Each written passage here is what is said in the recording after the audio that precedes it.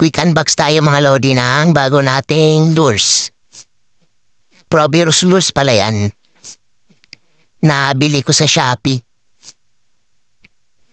Tinesting ko lang. Wala siyang ratings pero tinesting ko lang din. Baka legit naman.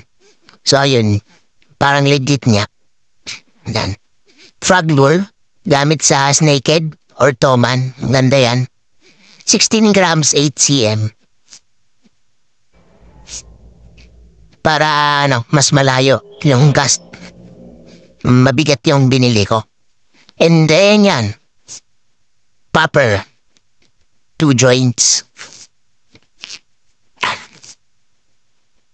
11 grams din, 8 cm. Tapos yan din. 11 grams din, 8 cm na whopper plopper lure. Inline stick bait pala yan. With segmented propeller sa likod. And red head. Gamit din yan pang mangrove tsaka maganda din yan sa toman, snakehead, bass, ganon. Yan, red head. Maganda yan.